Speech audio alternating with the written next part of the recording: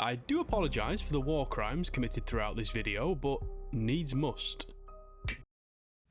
Kill Team.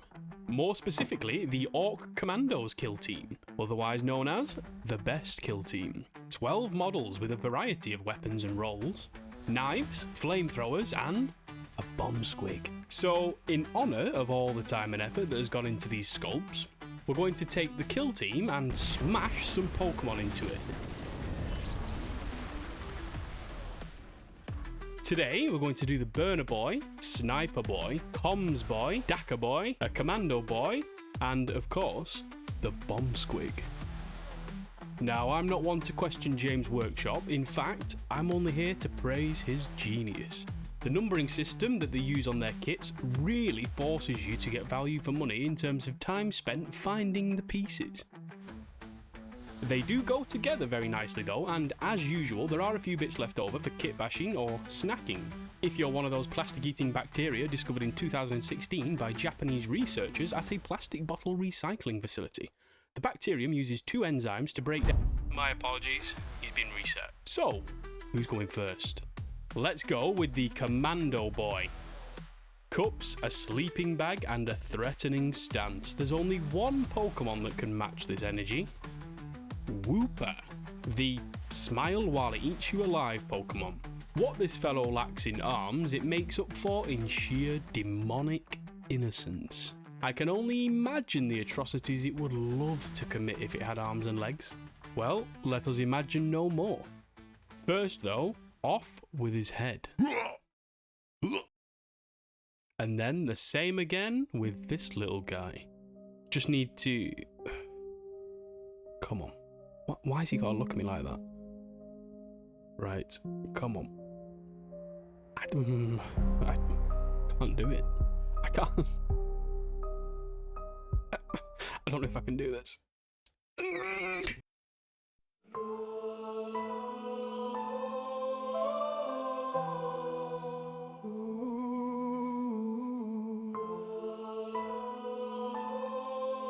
Anyway, we have a couple of position choices for this head. I can't bring myself to curse him with that, so we'll pop it on top. We'll have to scrap this old orky neck and replace it with a new amphibian neck. We'll sculpt the rough shape out of green stuff and then surgically attach the new head. Get on there! Then trim off the excess before sculpting the chest. Witness the first successful interspecies Orc Wooper head transplant. Now, I'm not sure how the rear end of the Orc is going to feel about this, but he's going to have to clench those cheeks. That is a whopper of a Wooper. Whoa, sorry bud. What? No. Hey, no! Next up, the Burna Boy. Sorry to shatter your dreams, but it's not Charizard. Instead, it's the literally butt-headed flaming sucker duck, Magmar. He strikes me as more of a team player than Charizard, and that's official research conducted over many decades. Sizing each other up before the transition. October is over, buddy. It's Magmar-Vember now. We're all waiting for it to slip. You like your new body? I'm sick, my lungs don't work. I wish to leave my life of fire behind. Don't smoke, children. As in, children don't smoke cigarettes, not don't smoke children on a barbecue. Although, to be clear, I'm not advocating for that. Stop, please. The terms of service are listening. Snippety the tail, let me demonstrate my crafting prowess. Oof. Fits perfect. Definitely does not. Minor gap, which we can fill with green stuff, and then sand smooth once dry. Definitely did not do that. Next, it's the Comms Boy. I think where electrics are concerned, the choice is obvious. No, Magmar is here, and he'd never leave his boy behind. Electabuzz, the angry zapper, as if he's an electrician working as maintenance in a school where the kids eat the light bulbs. It's not an entirely different role for you today either, young man. This guy is definitely eating a few light bulbs in his time. Pop goes the weasel, And as before, we attach with great care. We'll top up the rest of that skin-tight catsuit with a skin-tight neckerchief before tail insertion commences. Hey, looking buzzy, buddy. Next up, Dakka Boy. This was a tough one, but in the end, rock solid logic won out. Allow me to explain. You see the barrel of this gun? And these heads? 3. I know. First challenge, swap one head for 3. We begin with the Dremel and then switch to the snippers. The battery ran out. Like a master stone carver, I know precisely where it's going to break. Oh crap. This hole isn't big enough for the 3 of us. Pardon? You may have noticed that somewhere along the route we lost an eyebrow feather. Here's the deal. Don't look at it. Now we must featherify the buttocks. Retract that statement. Looking very Dakka, young man. Sorry, men? Wait. Right, we're doing it. The Bomb Squig, the greatest kill team model in existence. And no, it's not Voltorb, and yes, we're stepping out of the originals, for there is another. LeChonk.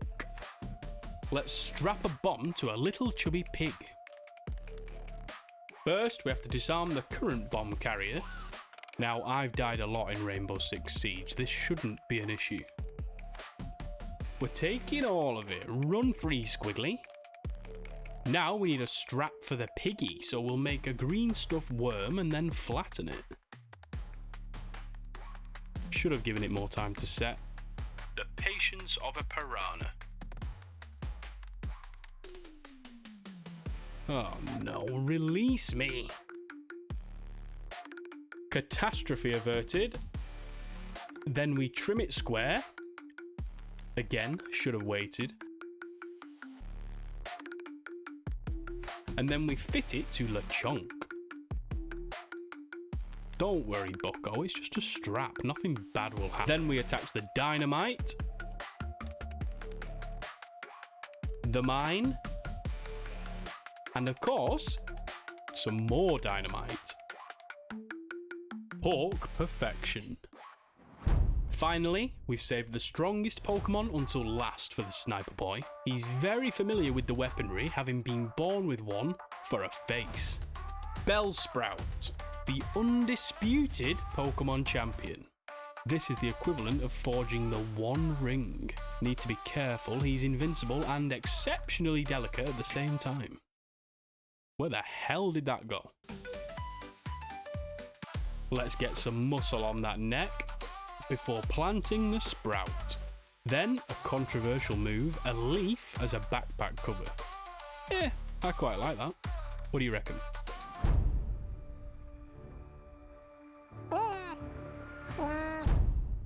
A healthy base coat of black, grey, then white.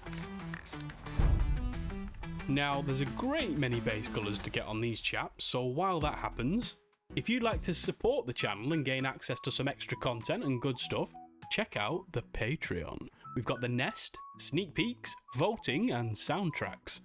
Look at all these legendary fellows making these videos possible. Welcome, Paul. Ugh, looking a bit rough there, Nick. Check it out from the cost of a pot of paint a month. Magmar gets his little yellow tips done and the highlights enhanced. Add the zappy stripes to Electabuzz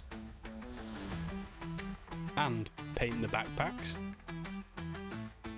We'll pick out the bedrolls in a different colour.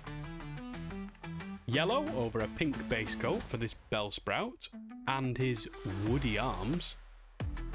Pick some details out on the weapons. Dodrio is one of the few to get washed and brushed. Doesn't even look happy about that. Look at this beautiful little snout, soon to be filled with nothing but gunpowder. He knows. Touch up the dynamite. For these special boys, we need some special bases.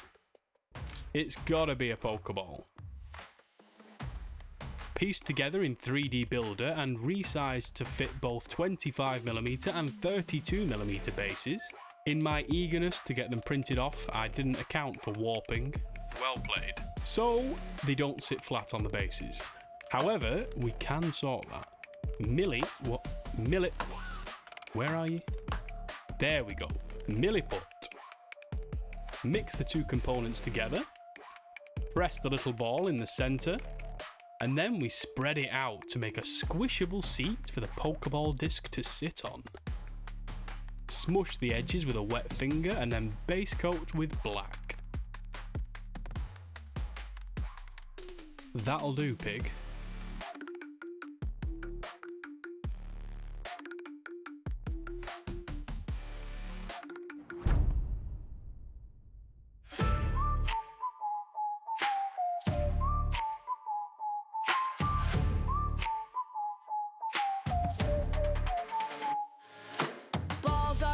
There's no going back. Guns are strapped, they're on the attack. Brace yourself, here comes your doom. The pig's got a bomb, it's time for kaboom. Kill team! Kill team! Kill team! Pokemandos! Well, very peculiar. Subscribe so you don't miss part 2. Let me know what you think. Leave a like. Love you. Bye bye.